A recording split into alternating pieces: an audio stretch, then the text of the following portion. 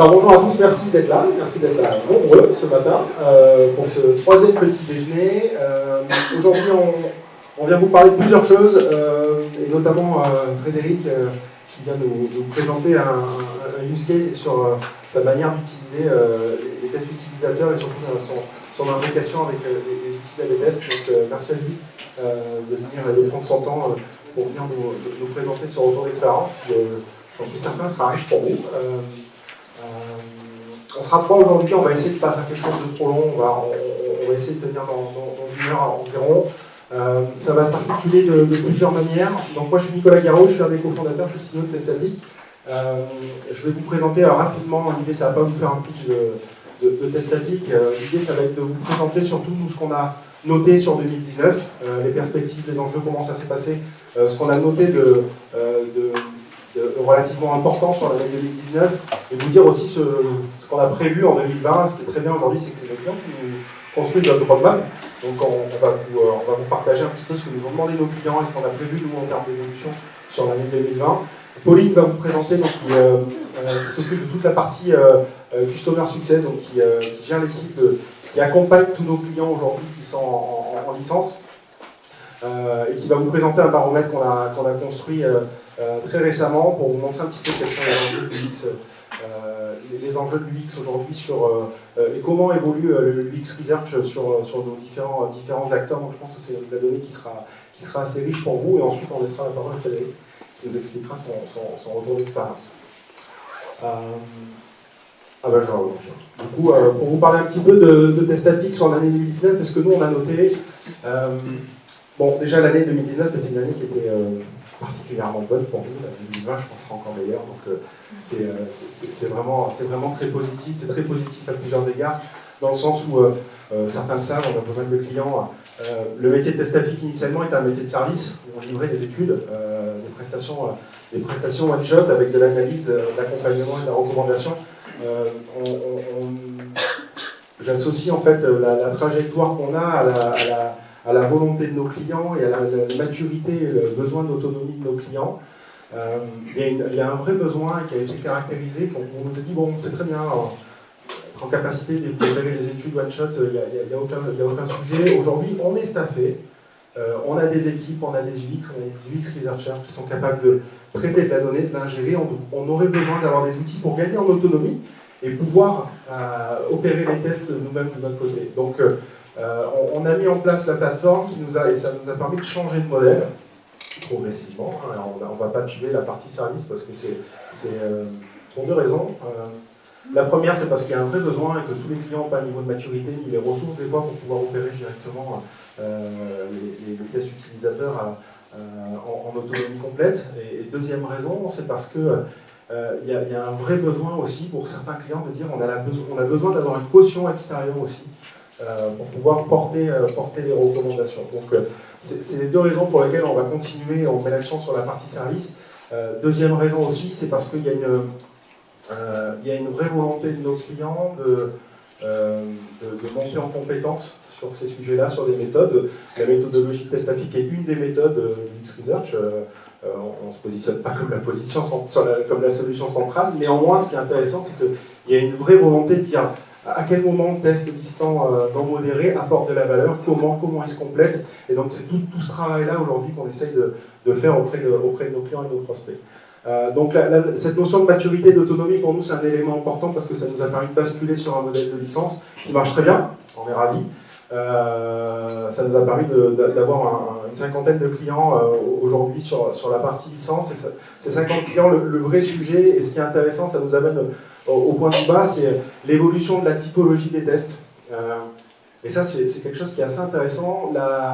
Historiquement, les tests étaient des tests qui étaient beaucoup plus gros, à des moments qui étaient plus éloignés dans le temps.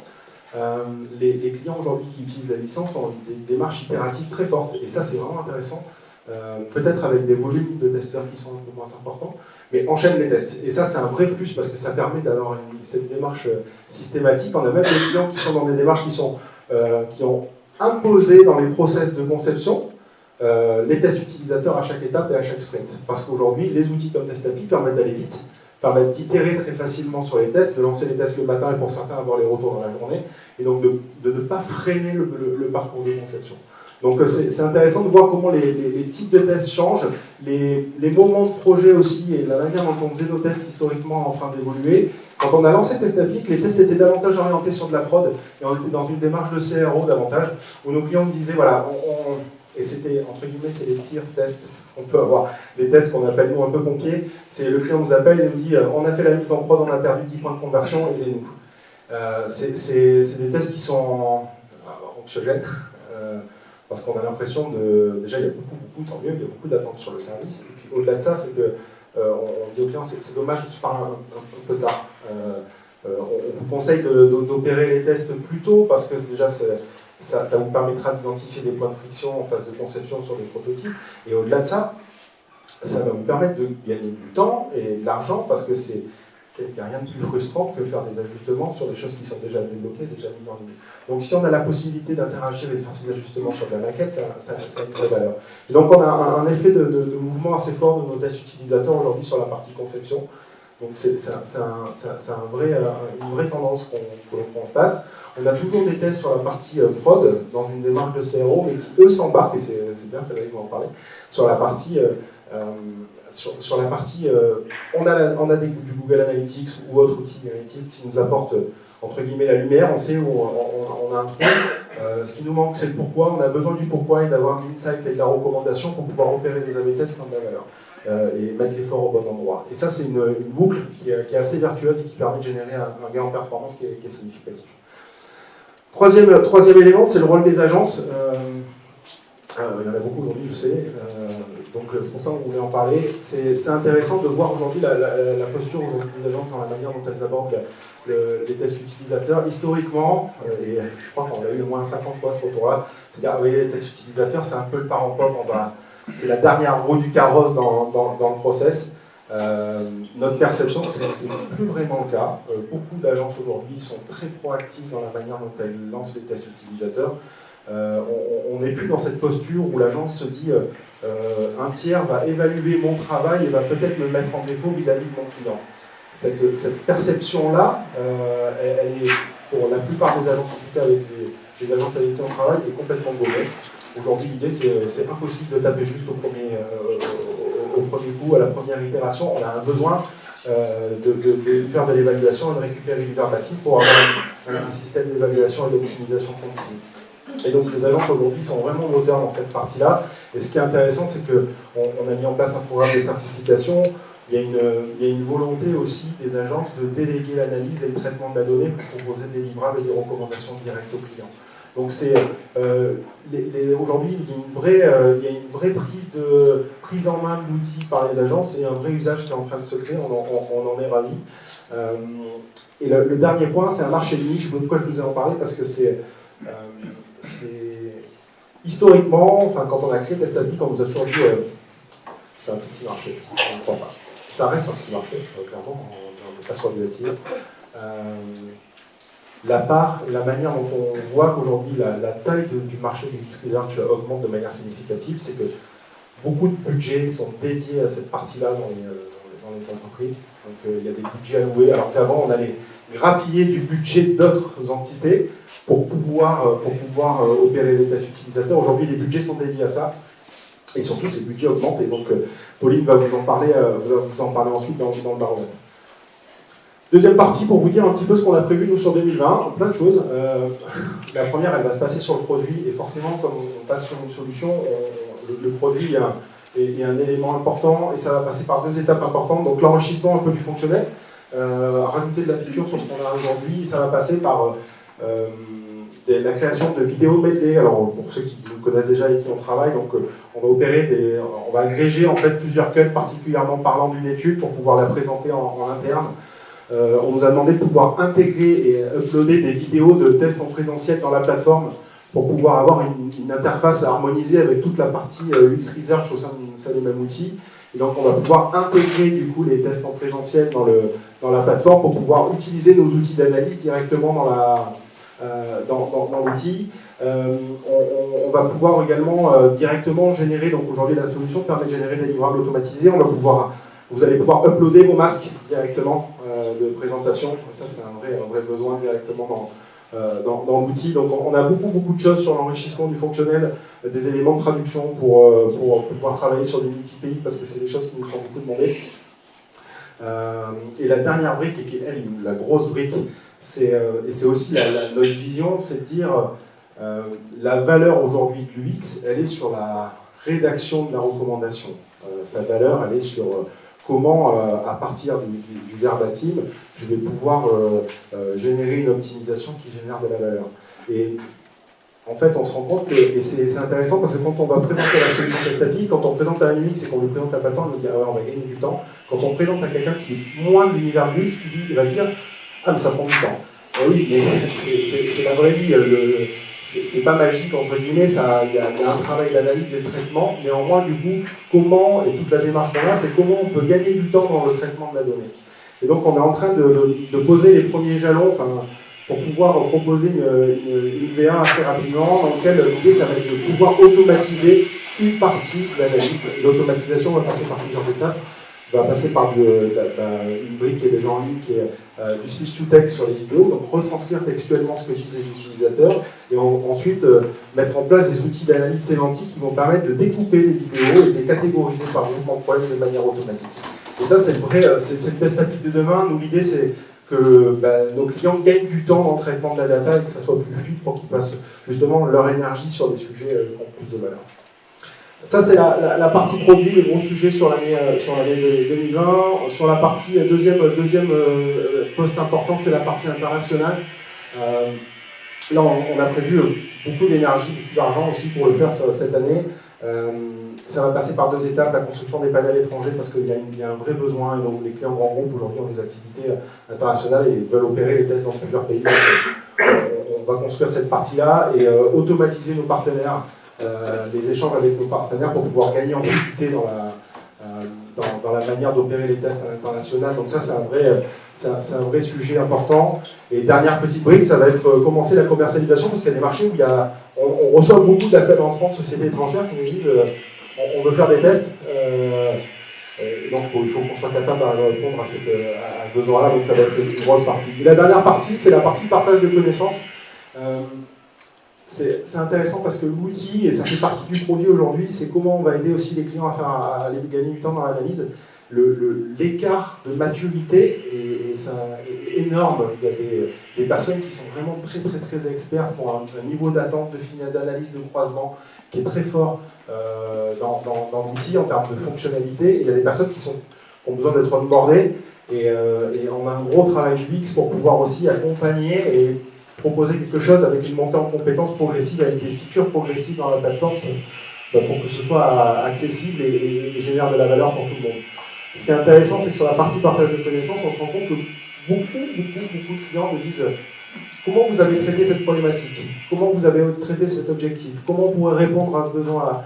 Et donc, on est en train d'agréger toutes ces infos-là et de pouvoir mettre en place en fait des outils pour pouvoir partager ce que d'autres clients ont fait, ce qui marche pas, des méthodologies en fonction des moments de projet, en fonction de secteur d'activité, en fonction d'objectifs de test. Donc on est en train de se construire en fait une bibliothèque qu'on va partager à nos clients et des choses comme on fait aujourd'hui, on va essayer de le généraliser également avec des ateliers, des petits déjeuners où nos clients viennent pour partager les bonnes pratiques et la manière dont ils opèrent leurs tests utilisateurs. La conviction qu'on a, c'est qu'un outil B2B aujourd'hui ne peut pas, en tout cas c'est notre vision, ne peut pas fonctionner de manière 100% autonome.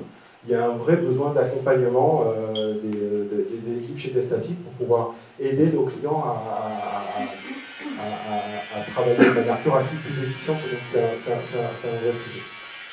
Voilà pour les grandes lignes sur 2020. Et maintenant, je laisse la parole à Pauline pour vous présenter un petit peu le baromètre. Merci. Bonjour à tous.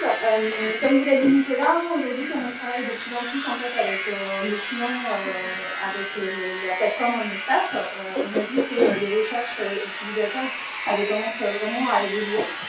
Vous m'entendez mieux ? Avait tendance à vraiment évoluer, et donc on a décidé pour la première fois de faire un baromètre sur la place et le poids de l'UX et de l'UX Research dans les entreprises pour pouvoir comprendre un petit peu mieux les secteurs et surtout les évolutions.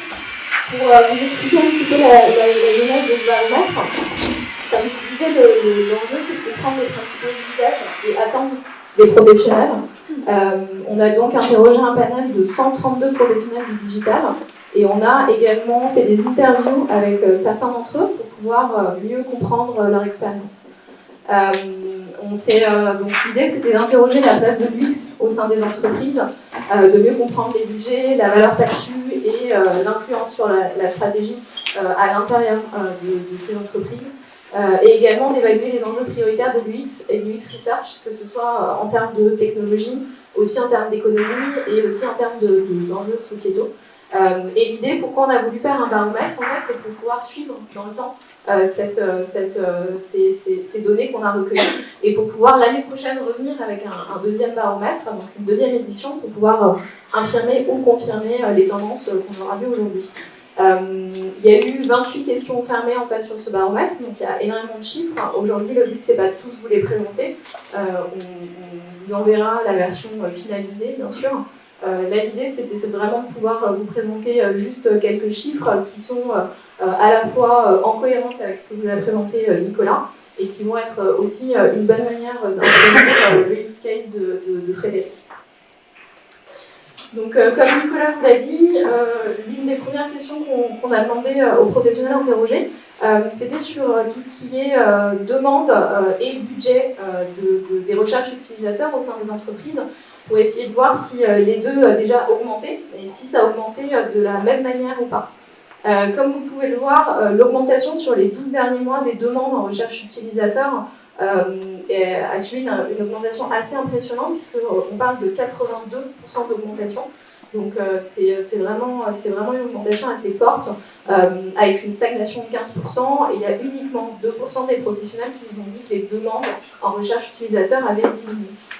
Par contre, ce qui est intéressant, c'est que si vous mettez en regard les budgets en fait, qui sont alloués à ces recherches utilisateurs au cours des 12 derniers mois, vous pouvez voir que l'augmentation est aussi assez significative, parce qu'on parle quand même de 57%, mais c'est vrai que comparé à ces 82%, ça paraît quand même un chiffre assez faible.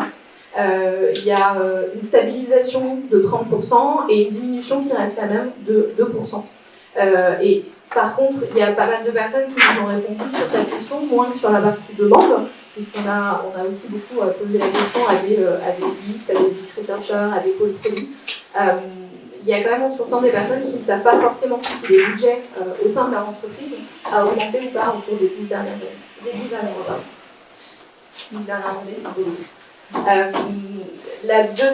L'une des deuxièmes parties qu'on est allé demander aux professionnels, parce que ça nous paraissait quelque chose d'assez important, c'était de savoir si la valeur perçue et l'influence stratégique en fait, de l'UX au sein des entreprises était quelque chose qui était important ou pas. Donc on leur a demandé si leur CEO ou des membres du COMEX ou du board avaient mentionné l'UX comme un élément de différenciation concurrentielle. Là, vous voyez que le chiffre est assez impressionnant aussi. On parle de 70%. En regard de ça, on leur a demandé si la valeur perçue de l'UX au sein de leur entreprise était importante. On parle de 33% et 53% plutôt importante. Il faut quand même venir apporter un peu justement Kelly à ces deux chiffres. Parce que c'est des chiffres qui sont très bons, donc ça montre aussi une évolution, ça montre que l'UX a réussi à passer les portes des comités de direction et qu'elle peut aujourd'hui influencer la stratégie des entreprises, et donc c'est devenu un élément vraiment important. Par contre, on a énormément de professionnels qui nous ont dit qu'il y avait encore certaines décisions qui étaient prises de manière arbitraire. Et que l'UX aujourd'hui avait vraiment réussi à s'imposer. Mais pas forcément dans tous les cas, et qu'aujourd'hui, des décisions stratégiques pouvaient encore être prises sans consulter, en fait, on va dire, la voix des utilisateurs finaux. Ensuite, on ne pouvait pas s'intéresser à l'UX Research dans les entreprises sans se questionner sur les méthodes mobilisées par les différents acteurs du digital. Donc, comme je vous le disais, ça va être des UX Researchers, des UX Designers, ça va être des Product Managers, des personnes du marketing. Voilà, on a interrogé un petit peu tous les secteurs, toutes les activités. Et on leur a demandé en fait quelles étaient les méthodes de recherche UX les plus utilisées au cours des 12 derniers mois. pour un petit peu comprendre quel était l'état des lieux actuel et aussi leur demander quelles allaient être les méthodes de recherche UX qu'ils souhaitaient utiliser dans les 12 mois à venir pour essayer, même si c'est la première édition du baromètre, de pouvoir voir une évolution en fait souhaitée dans les méthodes mobilisées. Comme vous pouvez le voir sur les 12 derniers mois, l'interview en présentiel est donc vraiment majoritaire à 56,1%, suivant ensuite l'UX Benchmark, le sondage et la testing. Donc c'est un haut du panier qui est tenu par ces quatre méthodes. S'ensuit ensuite les focus group, les interviews de distance modérée ou les tests de distance modérée. Ce qui est intéressant à voir, c'est que quand on interroge les personnes sur l'évolution de ces méthodes mobilisées souhaitées dans les 12 mois à venir, c'est la B-testing qui va passer tout en haut avec une grosse différence. Et on va dire que globalement, je ne vais pas tout détailler, mais toutes les méthodes mobilisées prennent au moins 10 points à chaque fois. On voit que les professionnels qui ont été interrogés souhaitent utiliser plus de méthodes que l'année passée. Donc ça, c'est vraiment quelque chose de très encourageant. On peut voir notamment que l'interview à distance non modérée, le test à distance non modéré, passe carrément à 41,7%. Et toujours dans le haut du panier, comme d'habitude, la B-testing, l'interview en présentiel, le sondage et le benchmark. On s'est intéressé aussi, et ça se rapproche pas mal de ce que vous a présenté Nicolas au début, on les a interrogés sur l'avenir de la recherche et ce qui allait le plus impacter selon eux la recherche dans les 5 années à venir, parce que c'est un secteur qui va énormément évoluer et qui va permettre à la fois de gagner du temps dans toutes les recherches qui seront faites et à la fois de permettre une efficacité plus importante. C'est l'intelligence artificielle qui arrive en premier, suivie par la commande vocale et l'expérience cross-device. Je pense que c'est quelque chose que vous devez partager aussi aujourd'hui. Et comme l'a dit Nicolas, c'est pour ça que l'intelligence artificielle, c'est quelque chose sur lequel nous, on travaille beaucoup aussi sur les tests à distance non modérés, pour pouvoir à la fois, comme je vous le disais, faire gagner du temps à nos clients dans leur processus de recherche et de pouvoir les rendre beaucoup plus efficaces.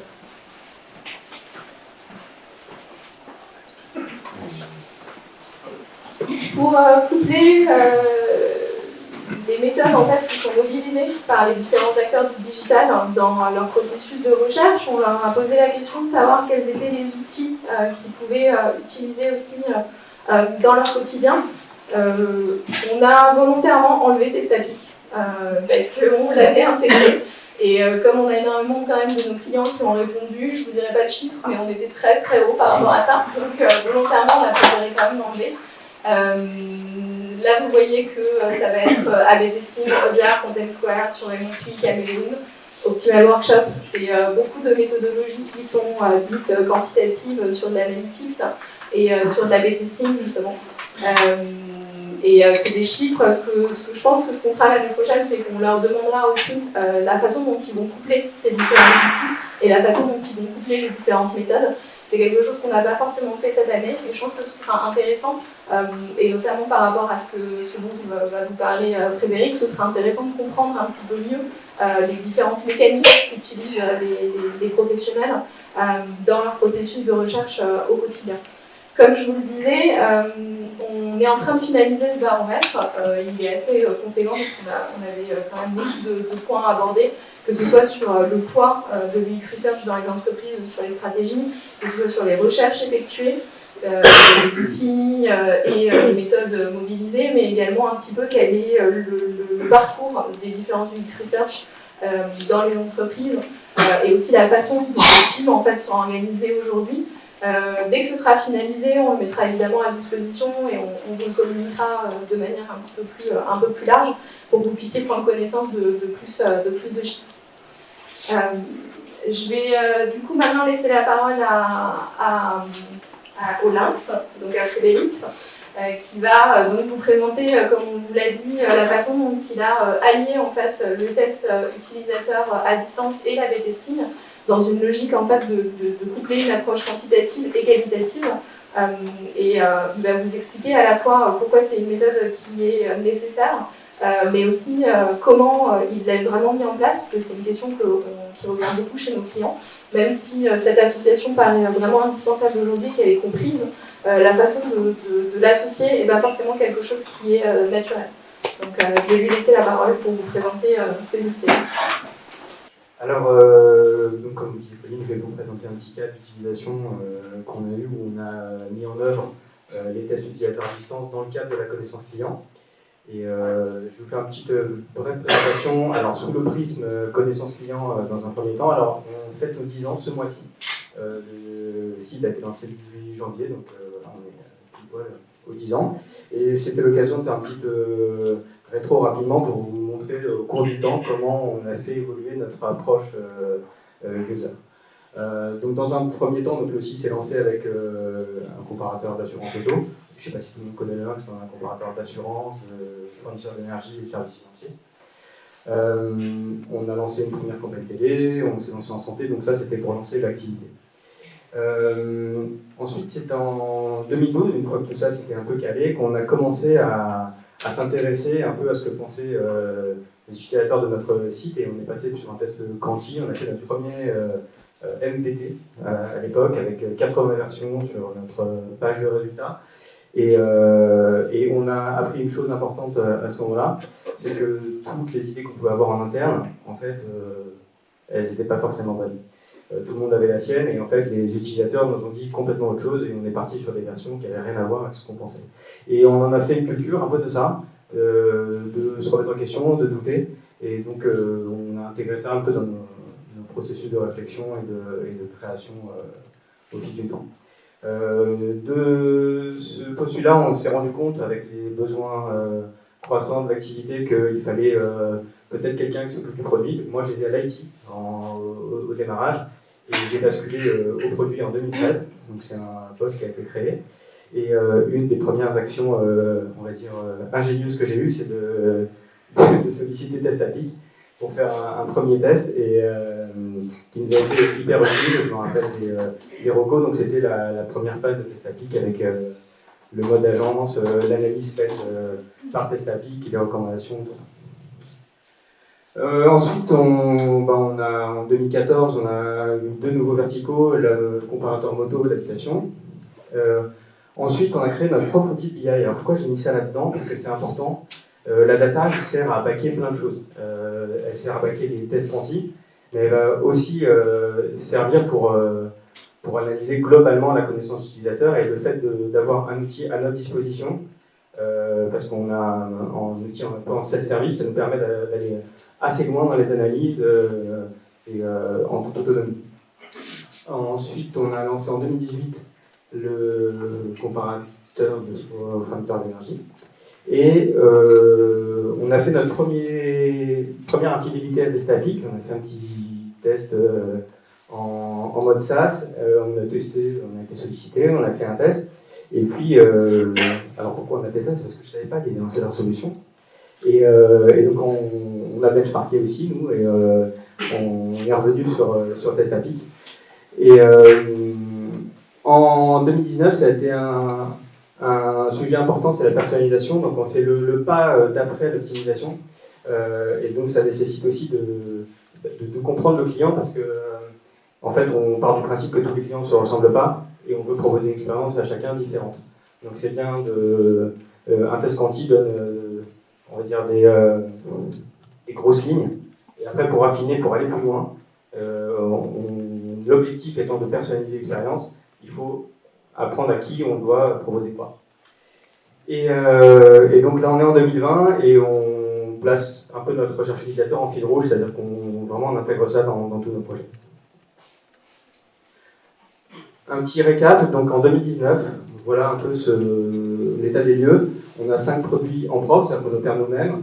On fait 3 millions et demi de devis uniques, et pour 1,7 million de mise en relation. La mise en relation, c'est un peu la base de notre modèle économique. C'est les utilisateurs qui se mettent en relation avec les professionnels de l'assurance, les professionnels qu'on compare, et qui font notre rémunération. On a une mission qui a été définie comme aider les Français à faire les bons choix, avec une mission avec une ambition telle, il faut bien comprendre les gens. Donc le use case que je vais vous présenter, c'est un test qui a consisté à mettre une note en fait, aux offres d'assurance. Je vous donne un peu de contexte. Quand on a démarré en 2010, le modèle économique était assez simple. Il suffisait de montrer on remplissait un formulaire, on montrait des résultats, il suffisait de proposer un bouton de mise en relation et avec le clic sur ce bouton de mise en relation, on était rémunéré. Donc on était pas énormément, mais on était rémunéré dès cette étape-là. Notre système il est tripartite. Il y a les utilisateurs, les assureurs et nous-mêmes. On doit faire en sorte que l'expérience soit la meilleure pour tout le monde et que tout le monde trouve son compte. Donc les utilisateurs qui trouvent des offres d'assurance, mais les assureurs qui signent des contrats. Et nous, c'est la proposition qu'on propose au milieu qui va faire que ça fonctionne ou pas. Et ce modèle, il a évolué. Maintenant, les assureurs veulent plus payer juste pour un clic et une mise en relation. Ils veulent qu'il y ait un contrat derrière. Et donc, ça a changé un peu le prix parce qu'il a fallu proposer un autre niveau d'information, faire une autre proposition de valeur pour que ça fonctionne. Dans le contexte aussi, les produits d'assurance se multiplient, il y a plein d'innovations, il y a des produits assez innovants qui se lancent, notamment sur le digital. On est, en tant que consommateur, exposé à énormément d'offres. Donc, le risque, c'est de perdre des utilisateurs un peu au milieu de leur démarche, alors qu'ils ont un vrai besoin.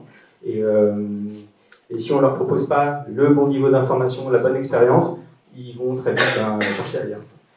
Donc la mission est d'aider les Français à faire les bons choix. On doit, nous, avoir une proposition qui est en cohérence avec tout ça.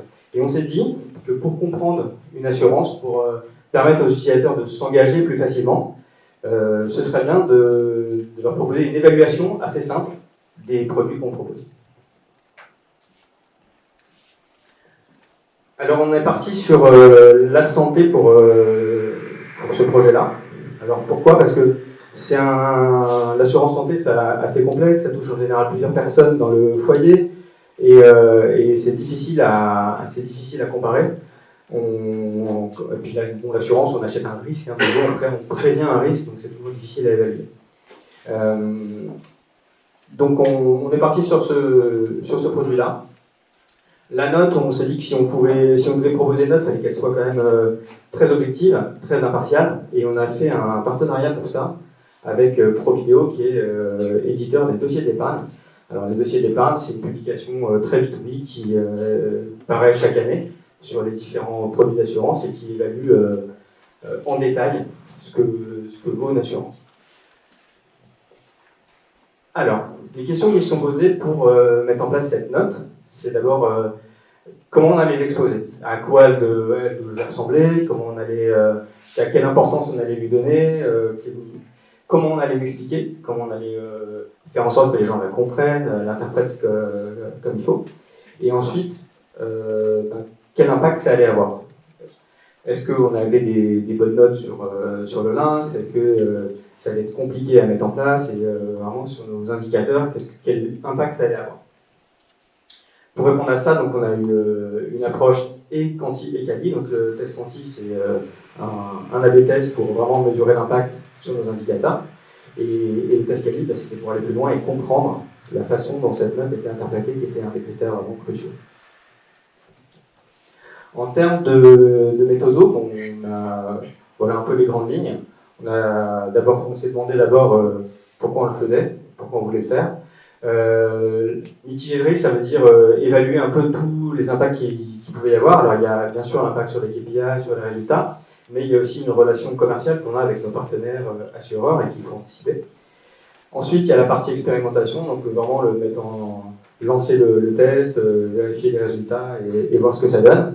Itérer parce que les résultats donnent des enseignements et on réagit à ça. Et ensuite, consolider en fonction de ce qu'on a observé. On va commencer par l'objectif. Donc l'objectif, diffuser une notation simple pour éclairer les utilisateurs de Lynx. Donc ça correspond c'est assez en concordance avec notre mission. On voulait en faire un standard sur le marché de manière à avoir aussi un avantage concurrentiel sur notre secteur. Et ça devait se matérialiser en en des utilisateurs qui s'engagent plus facilement et qui signent des contrats à la fin parce qu'ils ont une lecture de l'offre assurantielle plus simple. En ce qui concerne la mitigation du risque, alors ça a commencé par, dès la conception, en fait, on a été partie prenante de la conception de cette note, de la note avec le Profideo en termes de design. Donc on a opté pour une note de type agence plutôt qu'une note en étoile qui rappelait trop des avis clients ou une note 1, 2, 3, 4, 5 où il fallait expliquer qui est 1, qui est 5. Donc on est parti sur une note de type agence qui vont de C à A+, avec les couleurs métaux, or, argent, bronze, de manière à être vraiment très intuitive. Ensuite, on a pris nos données. Alors en bleu, j'ai mis les outils ou les méthodes, ce qu'on a utilisé pour appliquer le point en question. Donc avec notre outil de BI, on a fait des simulations, c'est-à-dire qu'on a pris toutes nos demandes de devis et on a simulé quels étaient les résultats qu'on aurait obtenus si on avait cette note. Et on a évalué que les notes étaient suffisamment correctes et que ça limitait un peu le risque d'une mauvaise perception. Ensuite, pour limiter l'impact sur les KPI, on a tout simplement ciblé une partie de l'audience. Donc, grosso modo, on a touché un gros quart de nos utilisateurs dans un premier temps pour valider l'expérience. Ensuite, la visibilité, alors on ne savait pas trop si c'est un gros changement quand même dans notre marché, cette approche de dire on met une note comme ça extérieure, une évaluation. Donc on voulait la faire plus ou moins discrète. Alors sur le desktop, on avait la main parce qu'il y avait de la place, on pouvait moduler un peu comme on voulait. Et donc on avait une meilleure maîtrise du risque, a priori. Sur le mobile, par contre, on avait une expérience qui était un défilement horizontal, on avait beaucoup moins le choix et on n'avait pas d'autre choix que de mettre la note assez visible. Et la pédagogie sur la note assez visible aussi, alors qu'on l'a beaucoup mitigé sur le desktop. Donc on pensait quand même s'exposer à un risque plus élevé sur le mobile. Ensuite, pareil pour mitiger le risque dans l'ensemble, c'est de réduire un peu les coûts et de faire. On a pris en fait notre interface, on a fait un truc très simple, on a juste calé ça un peu tant bien que mal comme on pouvait. On est aussi parallèlement à ça dans un projet de refonte de ce parcours santé et donc c'est aussi dans cette démarche-là qu'on voulait faire ce test à ce moment-là, c'est pour avoir des learnings et les prendre en compte après. Donc qu'est-ce que ça donne visuellement? Donc à gauche, vous voyez la partie mobile, avec la version avant-après. On avait plutôt un système d'étoiles pour évaluer les différents postes de l'assurance santé.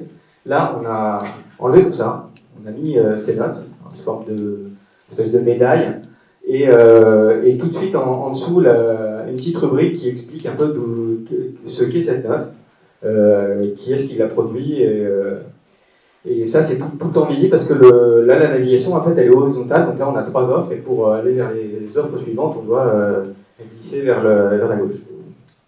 Sur mobile on a touché donc à peu près 20% du trafic mobile. Et sur desktop, vous voyez, on avait ces jauges qui montraient le niveau de remboursement, on les a rendus un peu plus petits, on a calé la note entre le prix et les jauges. Et alors, ce qu'on ne voit pas ici, il y avait la rubrique pédagogique, en fait, elle était accessible. Au survol de la souris, il y avait le pointeur de souris qui changeait de forme et c'était censé matérialiser que c'était cliquable, on ne voulait pas trop insister là-dessus, donc on ne l'a pas mis très en avant. Et pareil, sur mobile, sur desktop, on a impacté qu'une partie du trafic. Donc voilà l'expérience qu'on a proposée.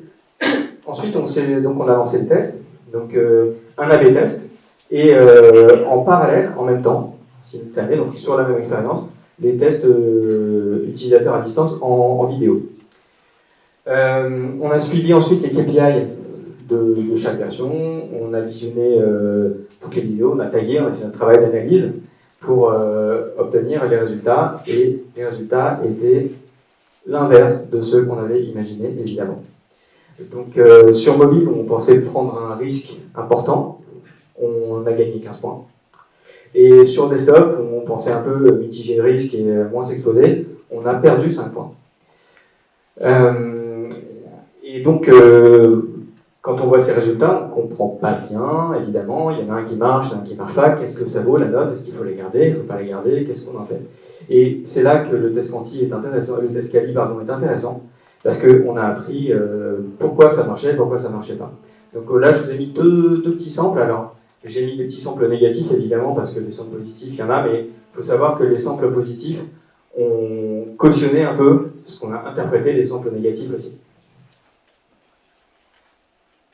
Donc oui, j'avais remarqué cette note, mais au final, comme j'ai dit, je ne savais pas ce que c'était. Alors, je me doutais voilà, que c'était un système de notation, mais là, on ne voit pas du tout ce qu'il y a écrit. C'est beaucoup trop petit, je n'ai pas forcément envie de zoomer sur ma page pour voir ce qu'il y a écrit. Bon, là je le fais, mais voilà, il faut que je note comme ça. Donc à 175% pour voir que c'est une notation. Ce serait mieux de mettre en grand, clairement.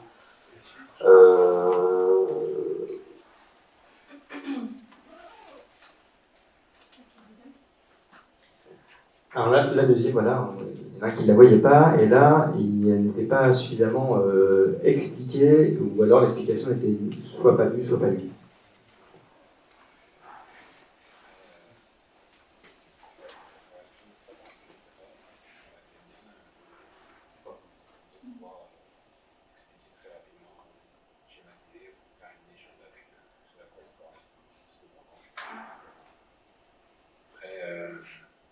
À quoi est-ce que ça correspond? Ça, par contre, je ne sais pas. Et ça aurait été bien de pouvoir expliquer très rapidement, ou schématiser, ou faire une légende avec ce à quoi ça correspond. Parce que dans le grand public, je pense que ça parle pas.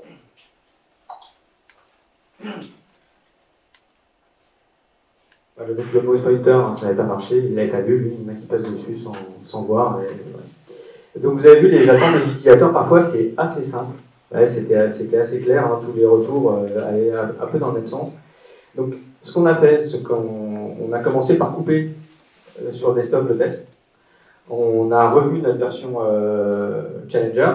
On a pris en compte les retours des utilisateurs des verbatims. On a aussi pris en compte les points positifs qu'on avait vus sur le mobile. Et en fait, on a reproduit la philosophie du mobile sur le desktop. On a relancé l'AB-test avec cette nouvelle version. Et on a repris notre processus d'analyse des KPI. Et le résultat, c'est visuellement ça donne ça. Donc sur la gauche, c'est mobile, ça n'a rien changé. Et sur la droite, cette note qui était en tout petit, elle est devenue beaucoup plus grosse. On a enlevé tout le bruit visuel qui apportait de la confusion. Le but de cette note, c'était de simplifier l'interprétation. Donc toutes les 100%, etc. ont disparu. On a mis un lien très clair qui disait en savoir plus sur cette note et qui donnait accès donc, à cette petite pop-in qui expliquait comment interpréter cette note, qui l'avait produite, etc. Et la magie opère. Donc là, en mobile, la tendance se confirme. Et en desktop, on est passé de -5 à +6. Et donc en fait, les retours qu'on avait interprétés étaient bien, en tout cas, avaient eu un impact positif sur le résultat. Ensuite, bon, tout ça c'est bien joli, mais on avait touché un quart de nos utilisateurs, donc il fallait quand même qu'on soit sûr que le résultat se confirme sur l'ensemble du trafic. Donc là, on a pris cette fois tout le trafic, on a divisé ça en 50%, 50%, et on a exposé le test à tout le monde. On a confirmé les résultats, c'est-à-dire que la tendance s'est confirmée sur les deux devices, on a gardé un peu cet uplift sur tout l'ensemble du test, et au bout d'un moment, on a eu 100% du trafic sur la version gagnante, qui maintenant tout le monde a la vision avec la note. Donc, ce qu'on a appris là-dessus, c'est contextuel, hein, en hiver. C'est que la notation, c'est très bien, ça suscite de l'intérêt, mais pour ça, il faut que les utilisateurs la comprennent, il faut qu'ils sachent un peu en quoi ça consiste, d'où elle vient, et il faut l'assumer. Et on a vu aussi autre chose, c'est que sur des offres, habituellement, les gens choisissent beaucoup par le prix. Et puis là, à prix équivalent ou proche, la note permettait aussi d'arbitrer. On l'a vu aussi dans les verbatims, qu'il y avait beaucoup plus d'hésitation, beaucoup plus de réflexion sur quelle œuvre je vais choisir, pas uniquement sur le prix, mais uniquement sur l'aspect quali. Et là, c'est pareil, on est encore en cohérence avec notre mission d'aider à faire le bon choix. On est, comme je vous le disais, dans le cadre d'un projet de refonte, et donc évidemment tout ça c'était pour alimenter un peu le projet, pour savoir ce qu'on allait faire dans notre future version. Et ce qui tombe bien, c'est qu'on arrive au bout du projet là, on est à quelques jours maintenant de la mise en production de la nouvelle version, et vous allez voir qu'on a pris en compte ça dans notre nouvelle page de résultats que je vous présente là. Donc on retrouve les grandes lignes de ce qu'on a appris, on a mis une place assez importante à la note, on a simplifié les jauges, on a modernisé l'interface, ça correspond à notre charte graphique actuelle, et puis surtout on a mis un bandeau qui dès l'entrée sur la page dit qu'il y a une explication à tout ça, pour comprendre qu'est-ce qu'est cette note, qu'est-ce que sont ces jauges. On a étendu ça avec au niveau de remboursement, en donnant des exemples, donc on a été vraiment on a intégré le plus possible d'enseignements qu'on a appris avec ce texte. Alors, en conclusion, chez Lenox, on est une société qui a toujours été drivée par les données, et ce qu'on a vu au fil du temps, c'est que les données, ça dit plein de choses, mais ça dit pas tout, et que pour aller plus loin, pour franchir l'étape supplémentaire, la connaissance client, écouter les gens, c'est hyper important. Ça nous fait comprendre des choses qu'on n'aurait pas forcément vues uniquement dans les chiffres. Et puis, pour finir, nous on s'est abonnés donc à la statique l'année dernière, et pour moi c'est un pas important parce que ça matérialise vraiment notre engagement qu'on a d'intégrer la connaissance client dans tous nos processus de développement. Et voilà, j'ai terminé, je vous remercie beaucoup de votre attention.